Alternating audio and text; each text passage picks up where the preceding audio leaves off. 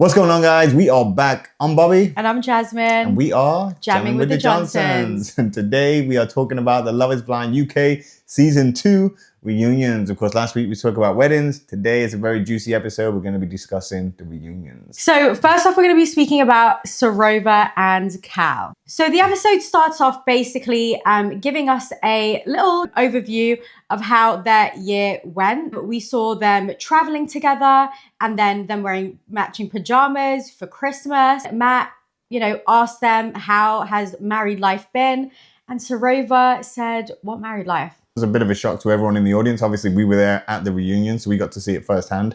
And then looking back at the video, it actually looked like that first year of marriage, or for them, the first 3 months, they seemed to be getting along really well and like making a lot of ground. And even at Christmas, which is just like a week before they split up, they looked really happy, didn't they? So we start off by Sarova saying that on January the 2nd, Cal had ended it with her.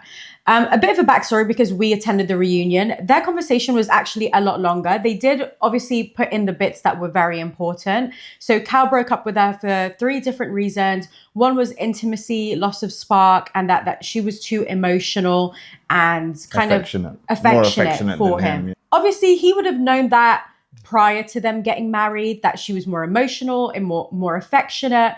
So the fact that that was one of the reasons why they had broken up, or why he chose to break up with her, is a bit odd.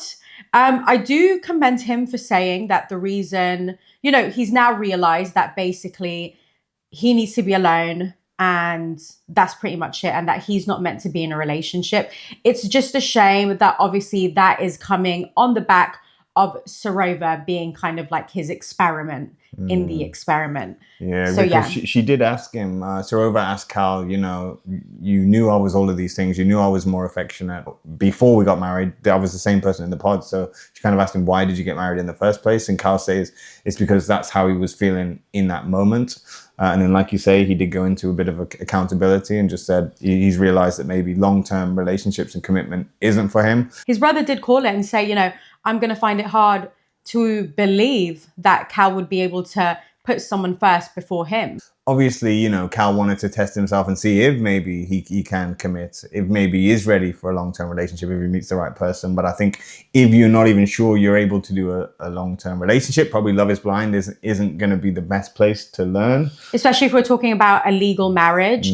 And obviously, Sarova didn't come in there thinking, oh, let me just try this out and see if, I'll be good for a long-term relationship. Well, no, she was in there to get married, and you can see that.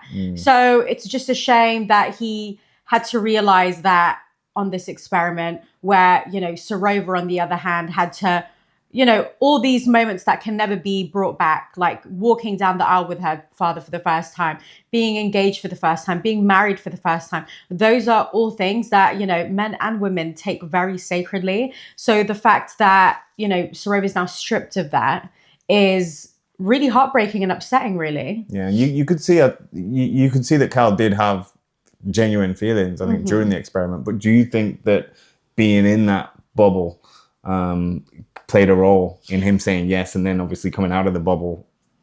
I would tend to agree. I mean, we saw that in our season where, Steven and Sabrina got married, and he even said it himself, like, the dates are paid for, you're living in a luxurious apartment. You are very much kind of, swept off your feet, and, everything is so lovely and done for you. You don't even need to make an effort. And now in the real world, especially in like the first 3 months of your relationship, in your marriage, this is some serious things. And I don't think people know the gravity of how difficult, setting your foundation during those 3 months of the first 3 months of your marriage, because at the end of the day, you've only had a month and a half to fall in love, get married. It goes very, very quickly. So it's almost like you are learning to run before you can walk. We've obviously seen now over the 2 seasons of the experiment, this first 3 months leading up to the new year is like a pivotal part of the marriage. It's kind of make or break, it seems, for most couples. And I think if you can weather that, then, proof has shown that if people can get through that, then they typically will last. But one thing I will say is, obviously, it is marriage, right? And you're making a lifetime commitment to your partner. And I think it's not all going to be unicorns and fairies, right? That there are going to be some challenges, there are going to be some bumps in the road, and there are going to be some adaptations, obviously coming out of the bubble, out of the experiment into real life. But I think, marriage is about commitment. It's about weathering the storm. It's about working through that with your partner. What I will say is that, I know Kal, like we have met Kal multiple times in the outside world, and he's been nothing but respectful to both Bobby and I. So this is not a knock at, No, he's who you are as a person, Kal. Great guy. Obviously, we're just going off of an edit. We don't know the ins and outs of your relationship truly with Sarova. But what I will say is Kal is of age to know what is wrong and what is right. And unfortunately, in this situation, he had led on a woman who was ready for marriage and was willing to make it work, not just for the 3-month mark. I'm finding it very hard to advocate for Kal, considering that, a woman's life has practically been ruined. And it's almost like, it was like a gamble for you. And that's not fair for the other person, especially if the other person wants to make it work. And in the reunion itself, like Sarova kept saying, I was a shell of myself. Whenever I've tried to, discuss certain things with you, you just weren't really having any of it. It was like Kal or the highway. I can empathize with her because it's almost like, she was trying to be vulnerable. She was trying to express her feelings. And he was kind of like, well, no, I don't see it the way you do. So whatever, let's move on. And he did kind of say, didn't he, in the past, he's usually, when he gets to that point, he'll just check out and he will sort of put himself first. And I guess that is, when it comes to marriage, there is another person now in the dynamic, and you have to be able to also put them at times before yourself. It's a bit of a shame, really, because a lot of people, really did ship them online. I actually spoke to Sarova tonight. We had dinner, and she didn't see so much like alarming things throughout the experiment, but little things. How he was, off camera and on camera. Kal, for me, lacks the emotional intelligence to be in a long-term relationship. And I think Kal, he's already admitted this himself, but he just wasn't ready for marriage. And I think we can all see that watching back. It was the wrong decision for him to do that. The way he would explain why he wanted to marry Sarova was, for me, very superficial.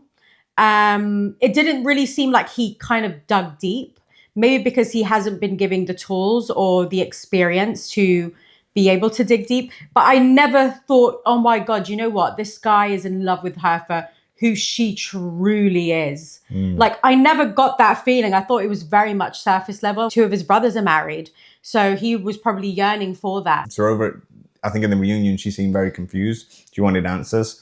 She wanted to know, like, what was the reason? Because it seems like they haven't really spoken about it in depth.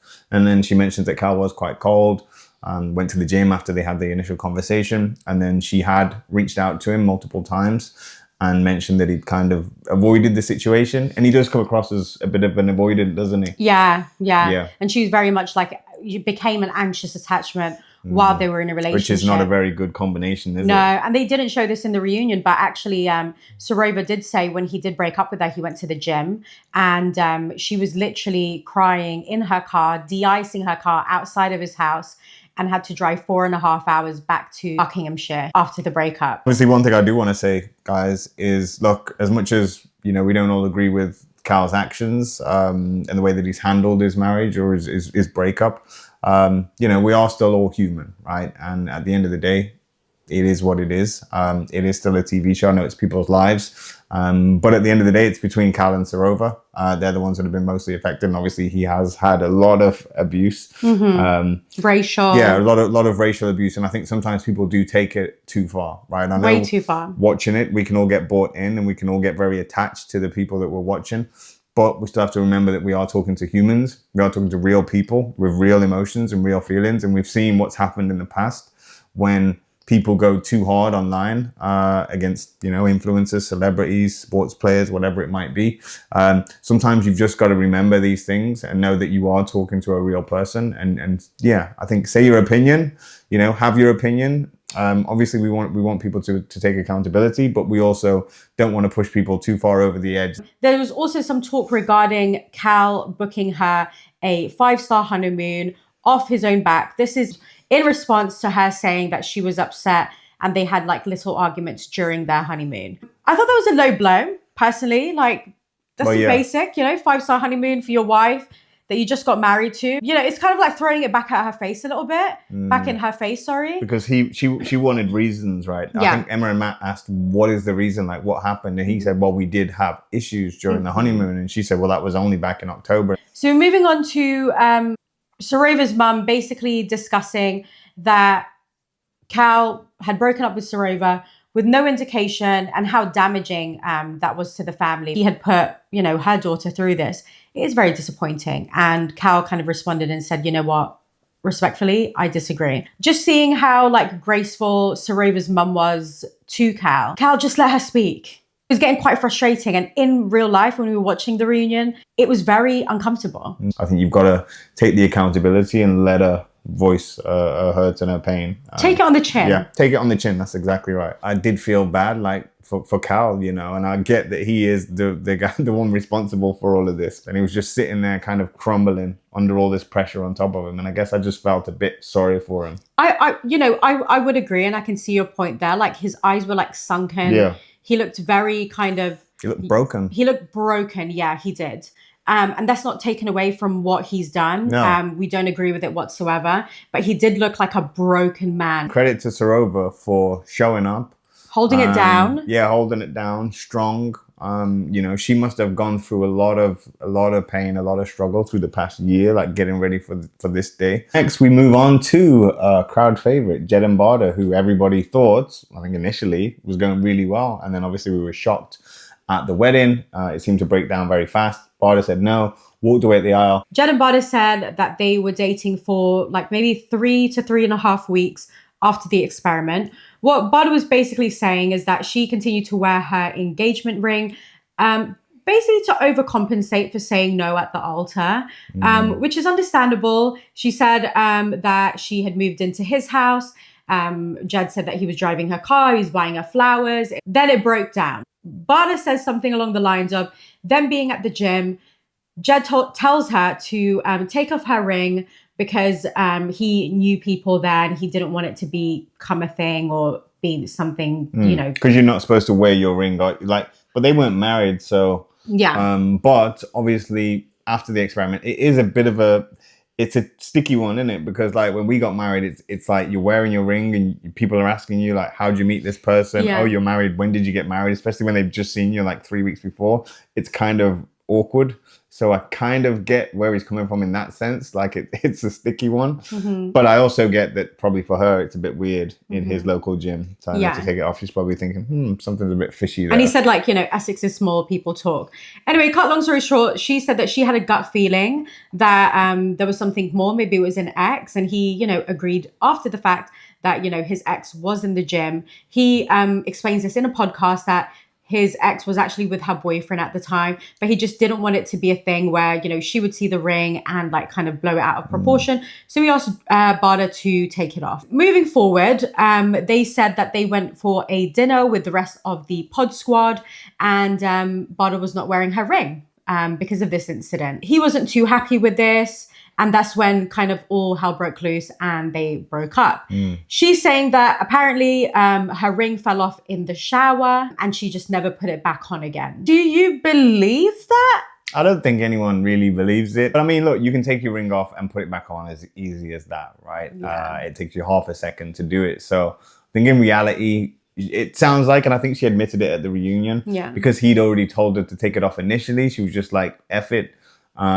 I'll take it off anyway, whatever. After 24 hours, she said, I just took it off. Yeah. And then I think, she was probably just kind of making a stand. Yeah, I don't think it actually fell off in the shower. I think she took it off and because he told her to. Yeah. And she's like, well, here's the taste of your own medicine. I've taken it off now and you have to deal with the repercussions. So you have no right to get mad at that. And I think with him having all of the cast there, he probably didn't like the way that it looked that she took it off because maybe people were asking questions. So that then caused a big stir, and Bardah says that she then saw signs in Jed that weren't really compatible with the type of person that she's actually looking to spend the rest of her life with, and she started to see cracks and holes. But I think if we look back at anyone who's ever said no at the altar and how long they've actually dated after the experiment, typically it doesn't really last that long. I can't think of anyone that's probably lasted longer than 3 weeks. Yeah. I mean, they might have other words and other ideas about that, but can you?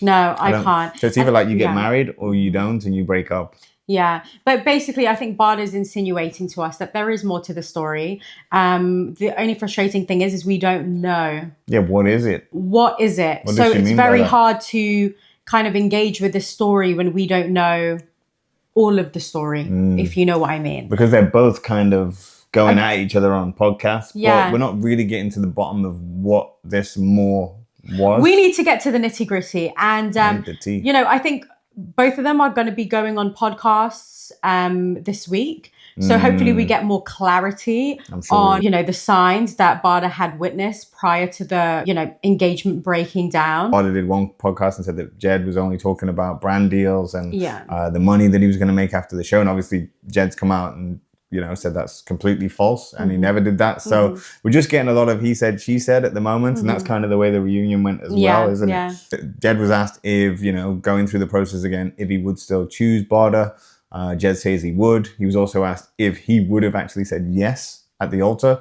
I was always under the impression that he was going to say yes. And he did say that he would have said yes. He would have said I do. But he admits that it probably would have been the wrong choice because he wasn't actually 100% in his decision. But he doesn't actually say why. So I would also like to know, like, why wouldn't he have been 100%? What was holding Jed back? When the whole segment was closing up, you know, Bardah said, you know, I wish you well, but far away from me. And he was kind of just like, you know, I wish you well, you know, obviously they're never going to get back together. He's very nonchalant. And very just like, nonchalant. You know, I wish you well. It leads me to believe that possibly like Jed had done something to Bardah that she can just like explicitly not accept. But I want to know what that is. You know, there's been a lot of talk about online, on lives of Jed and a previous cast member. What do you make of that? Maria, Jed and Maria. I can see it. I ship it. But I need to know first, like, what happened behind closed doors. Because Maria's my girl and I want the best for her. So we need to see... Yeah, we need to find out why. I know no one's perfect. And of course, your dating history is not going to be, you know, unicorns and fairies. Do you know what I mean? Like, we're all not perfect. But I would want to see why Bardah was feeling that level of just uncomfortability around their breakup. It seems like she is still very hurt. And I want to know why. Okay, next up we have Billy and Ashleigh. Matt asks Billy where the relationship status is. And he said, unfortunately, they are no longer together. Could I see this coming? Could we see this coming? Yes. We knew that, you know, Ashleigh's job could be a potential factor in their marriage breaking down. But in actual fact, you know, Billy kind of said similar words to what Kal said, is that, you know, loss of spark, the intimacy, he kind of checked out. And that was one of kind of the main reasons why he had decided to end the marriage. Yeah, it's one of them where it's not massive. I think we were more surprised that he actually said yes in the beginning. I don't think anyone saw that coming, just because he clearly had a lot of doubts about whether it was the right thing to do, even on the day. So I think when you're at that point and if you've got doubts, I think the best decision, and obviously Billy knows this now, is to just say no. And you know, maybe we'll do it next year if we're still together. You know, because we're talking about marriage at the end of the day. But in fairness, you know, Billy did say, you know, I will always take a chance on love. And, you know, I remember going back to reading his bio, you know, he is Mr. Romantic. He likes, you know, he did like the Michael Bublé references. The tattoo as well. You know what I mean? So, he is very romantic. You know, he is very romantic. But I think in this situation, his face, his gut was telling him no. But yeah, I think majority of their conversation was very much like back and forth. Ashleigh had expressed that Billy had broken up with her, I believe a day after or a day before. It was a couple of days apart, wasn't it? Cal broke up with Sarova. Billy said was that he lent a lot on Cal. He would, you know, he called Cal his best friend from the experiment. And a little BTS actually, I was told that on December the 27th last year, Cal and Billy actually went on a boys' trip with one of the guys from the pod squad because it was his birthday. The day they came back, that's when both girls were feeling a bit like that there was something there. Ashleigh and Sarova said in the reunion was that the breakup speeches were very much kind of similar. Kal, declined that was even true. Billy said the same thing. He's a 36-year-old. He's a staff sergeant in the army.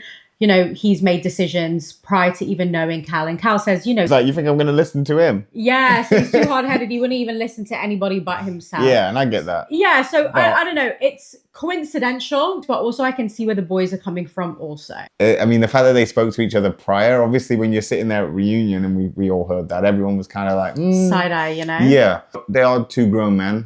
They can make their own minds up. They can make their own decisions. Obviously, there's always going to be that question. Did they...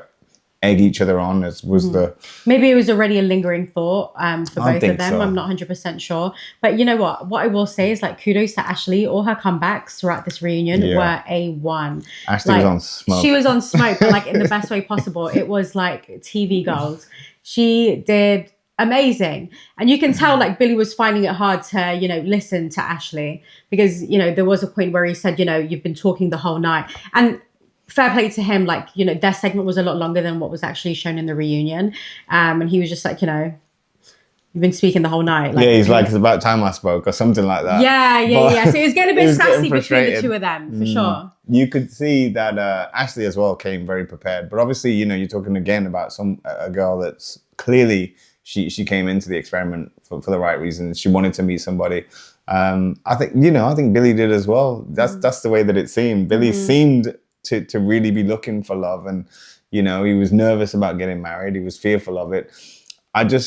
We know this already, and so does he, but I just think that the best solution for Billy was to say no. And it's like another pure example of being lost in the bubble, getting swept away by the process, and not really kind of taking things at face value and thinking, you know what, I actually have to spend the rest of my life with this person.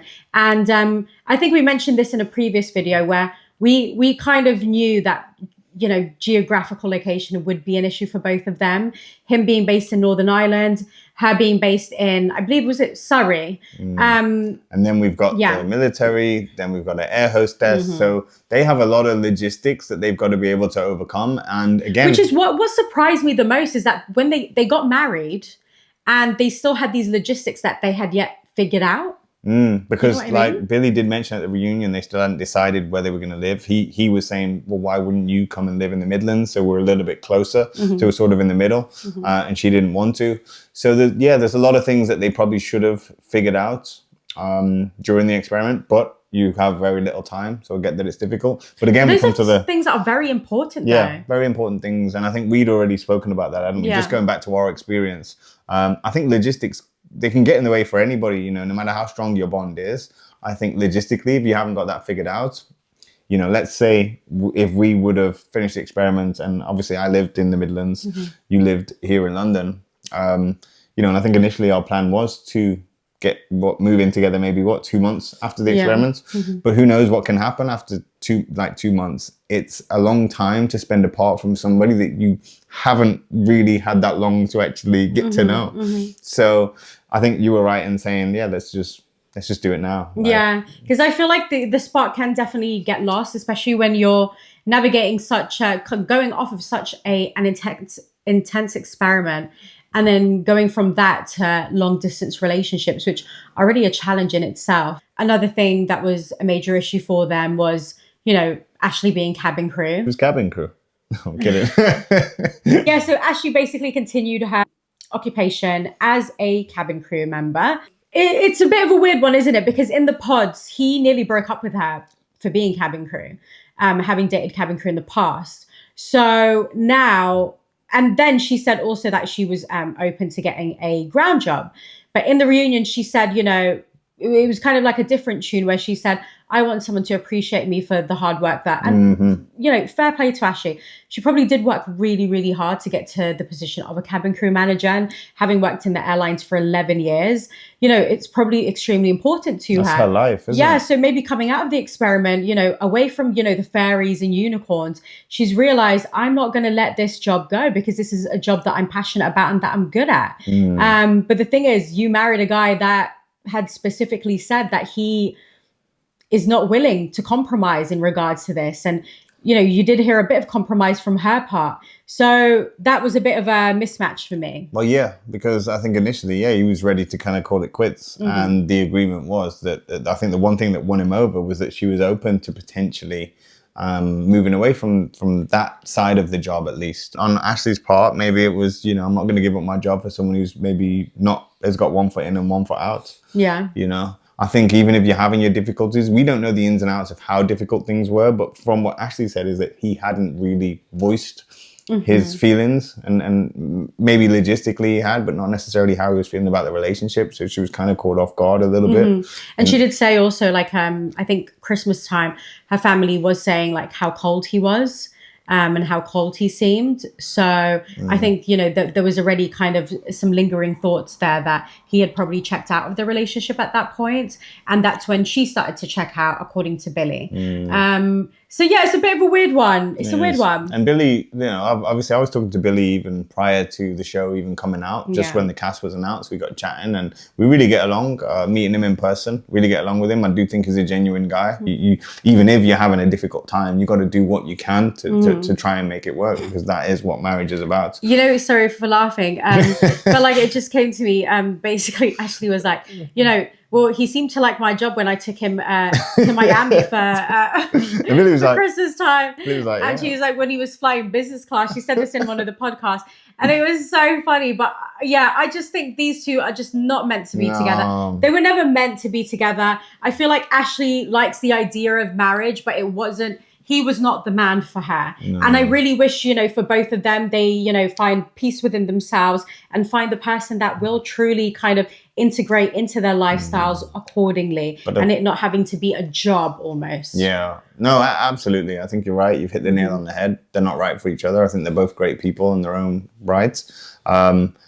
But, we've also got to go, obviously Billy's the one that made the decision to end the marriage. But then obviously I think Ashleigh also could kind of sense that he had doubts. Yeah. Then he wasn't sure. He wasn't certain. She wanted to be somebody's hell yes. And she never was that for Billy, even on their wedding day. Yeah. So I think there was enough signs there for Ashleigh to maybe know that it wasn't the right thing to do. I think Billy clearly knew that it wasn't the right thing to do. So I think what we've seen with those two is an example of just getting lost in the sauce. Yeah.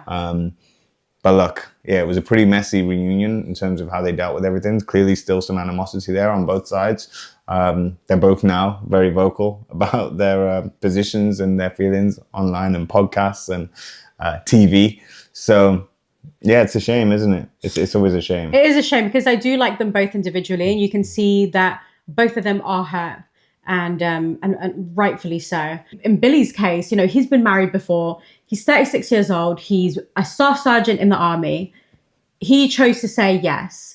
And saying yes to someone means that you are devoting your whole life and effort and trust to this person. And that was only worth 3 months. It is disappointing to see. And I know sometimes relationships can get unbearable, but marriage is so serious, guys. And I think people, more than anyone, he would know because he's been married before. People really do underestimate what marriage is. And it's so sad. Obviously, they're both, the two couples that have gotten divorced have both gone through a breakup. But seeing these two girls really hurt, it just breaks my heart. And obviously I was not part of the relationship to know the ins and outs. Probably both have had their faults. But I definitely think Billy should have had the guts to say no. Yeah, because I think Billy knew in his heart of hearts that it wasn't the right choice. Yeah. So, wish them the best of luck. Enjoyed watching them. They're amazing TV. It's unfortunate that I had to get to this point. You could even see Emma kind of, teary-eyed over the whole situation because it is very sad. And divorces, separations, they're not easy. And it almost felt intrusive watching them in real life and watching these couples break down in front of us. It's not an easy watch at all. So I guess give them both grace individually because they do need it. And it's not easy being in the public eye and being scrutinized for the world to see. So next up we have Javven and Katisha. Basically, beginning of the interview, they confirmed that they are not together. They didn't get back together. Obviously, Katisha has been getting a lot of heat online for not choosing Demela. She says that she still stands by her decision and says that, at the time, Javven felt like the right decision for her. Javven was very apologetic for how he treated her throughout the experiment. And Katisha, for the most part, even in real life, sounded like she was lost for words a little bit and kind of lost in the whole, it is quite nerve-wracking being in front of being in front of an audience. He said loads of kind of nice things to her, and she said, I wish you would have told me that, one-to-one. Yeah, because she said she was quite confused throughout the whole process during their time together, and she didn't really know where she stood. And obviously Javven at the reunion said Katisha's an amazing girl, she's incredible, da-da-da. So yeah, she was just like, if only you would have said that in person. But Javven did say, I was honest throughout the whole process. I never lied to you, misled you. He said, I wasn't feeling it. I was always leaning more towards the no, and I've always been vocal about that. So he kind of says I was honest to a fault. And then, of course, we get to the chat at the mixer with Sophie, of course. And Sophie's there at the reunion as well. So they show the chat. And yeah, looks very flirtatious. You can tell they're a little bit tipsy. You can tell they're enjoying their time together. And then obviously Sophie says, well, it was more just banter, but it could be taken as flirty. Javven says he kind of talks to everyone and that's just the way he is. But we actually met him at Carnival and he is very social, isn't he? He is very social. We just bumped into him at Notting Hill Carnival and we had a good chat with him, to be honest. We were walking down the street, which is quite close to where we live. And yeah, we just bumped into him. We literally saw him in the street and you walked straight past him. You didn't even notice, did you? And I was like, it's Javven. So I grabbed him. I'm like, Javven. He was really nice. That was the first time we met him, He's so nice in real life. That's what I've got to say. Do I agree with his actions throughout the experiment? Absolutely not. If that was my man, he would be in the bin. However, in real life, Javven has been nothing but nice and respectful to both Bobby and I. So that's why we're giving him grace, because we're only discussing what's happened on the show. So anyway, Sophie looks like a deer in headlights she seems a bit nervous when they are discussing the conversation between her and Javven. And then we talk about photo booth gate. Javven says there was no curtain in the photo booth, and Emma and Matt actually showed us the photo booth, and indeed there was no curtain. And that was a pretty big talking point there, wasn't it? A very big talking point. In terms of them breaking up. I'm not saying it was the whole reason, because obviously he went out in the first place, but there was a big talking point on him being in a private space in a closed booth with a curtain shut with Sophie. Because even I was thinking, what were they up to in that? I was thinking you start running through your mind what they're actually up to in there with the curtain closed, and you start thinking all kinds of crazy stuff. But in reality, there wasn't actually a curtain. And Megan Kieran did say in the reunion that they are, they're standing 10 toes down and saying that they do not regret ever bringing this up to Katisha.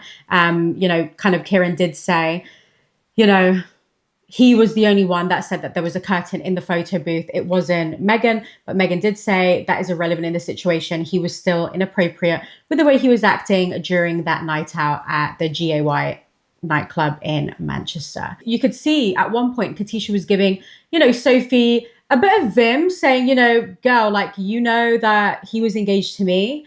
There was a lack of respect there. And then, 30 seconds after, she apologizes to Sophie, saying that she, instead of giving all this vim to Sophie, she should be giving it to Javven. I personally thought that she should have just stood 10 toes down and told Sophie what it was and not apologize for it. I do agree to the fact that, she should be pissed off with Javven as opposed to Sophie, because she was engaged to Javven. But also, as a girl's girl, you respect that the man is engaged, and you don't talk about your hoo-ha to an engaged man when his fiance is literally 2 meters or a meter down. Yeah. I think watching it back is probably not the same as it was watching it in person in their interaction, Javven and Katisha, because Katisha you could clearly see she was overwhelmed. She was very lost for words. Obviously with the edit, they can chop it up and put it all together. But she was very lost for words. I just think she was overwhelmed by the whole process. And there's obviously a lot going on and it all happens very fast. And there's an audience there and cameras. So she struggled to really get her point across. Sophie had an emotional moment where she's talking about the learnings that she's had from watching the show back and from going through the process. She's now started therapy. She just mentioned, look, I've since that learned a lot about myself. I've now built a relationship with my mother that maybe wasn't there for years. And she does apologize to Katisha, for flirting with Javven and, acting inappropriately at the mixer. And that's pretty much it from them two. they, said that they enjoyed their time together, but they just weren't the right people for one another. Their communication styles are very different. And that's pretty much it. And then we move on to Aanu and Patrick. Patrick didn't attend the reunion, but has voiced some things on social media. Basically, Aanu says that, she doesn't regret any of her decisions in the pods. Matt asked her if she was open to dating Demila, because a lot of people on social media have been saying that. But, they just say, they're like brother and sister, and it's nothing of that sort. Seems like everyone's getting shit with Demila. It's like, isn't it? They ask everybody. Yeah. I can see that, though. Yeah. I can see why. I can see why. Yeah. Anyway. But I think, Aanu came across as like unbothered. Emma reads out a statement from Patrick, and he basically states that, he took this experiment extremely seriously. However, things did not work out for him, and now he wants to focus on being a father. In recent days, I think maybe like yesterday, Patrick had come out on social media stating that Aanu was not one of his top connections, and that it was actually Yolanda. And that, Aanu had a different connection, went on holiday with that connection, and was intimate with that specific connection that she had in the pods. I do not advocate for that. I think, if you're going to be bashing anyone, you need to take accountability and speak upon yourself and speak about yourself. You're a father now. You should focus on fatherhood and not being messy, and speaking about like past connections. Call me biased because I'm friends with Aanu, but I really don't care. I think it's really just distasteful to almost slut shame someone for being intimate with a man. Is like so like old school. What, so this happened happened yesterday on TikTok. No, but when Patrick's saying that she was intimate with somebody, this is after the whole. This is after the whole. What's that got to do with anything? Precisely. And him saying, what is it? What kind of Christian woman is that? I think it's just very distasteful. But then, what kind of spiritual man would come out and be so judgmental? Yeah. So you've got to look at it from both sides. And end of the day, I mean, what happens after the experiment and who you choose to date and pursue is that's not really what we're talking about. I think what he was trying to insinuate is that I was definitely not her strongest connection, and I don't know why she's getting so mad at me when in reality we both had other tops in the experiment. And I guess people might say that's fair.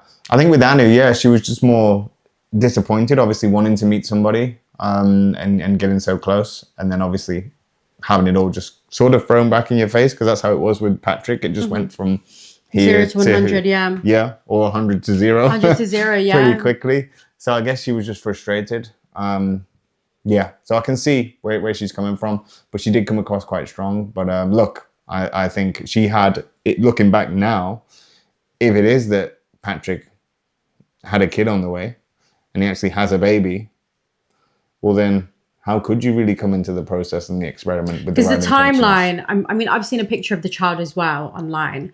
The timeline is giving, the girl must have been pregnant last year whilst he was at the experiment.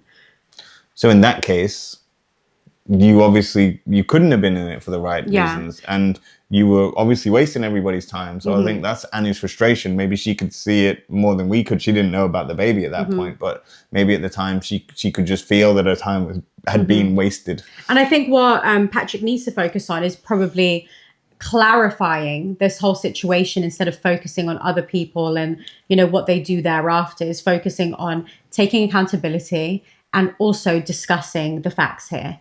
Because he wasn't there, he didn't attend the reunion, so the questions couldn't have been asked. But obviously, that's up to him whether he discloses it or not. That's his personal life. To each their own. But that's pretty much it. But so moving on to the celebration of the reunion, we have, thank God, our couple who are still married. It's Megan and Kieran. Are we shocked by them still being together? Absolutely not, because we saw them, kind of, going through the experiment very smoothly, and I'm super, super happy for them. Yeah, that was always the obvious one, wasn't it? And at least we get to finish this video on a positive, because I know it's been a lot of negativity throughout. But we finished it on a high. Obviously, Kieran and Megan, well, from the beginning. I mean, they've been pretty much a hell yes for each other, haven't they? Little bit of a blip in the pods, or at least so it seemed with Sophie, but overcame that pretty quickly. And then from there on out, they've just been going from strength to strength. All their interactions have been very fun. There's been a lot of romance, a lot of love, a lot of laughter. They've just been really nice to watch. They've actually moved in together. No kids on the cards, but they definitely want a puppy. They seem really happy, and they seem to bounce off each other.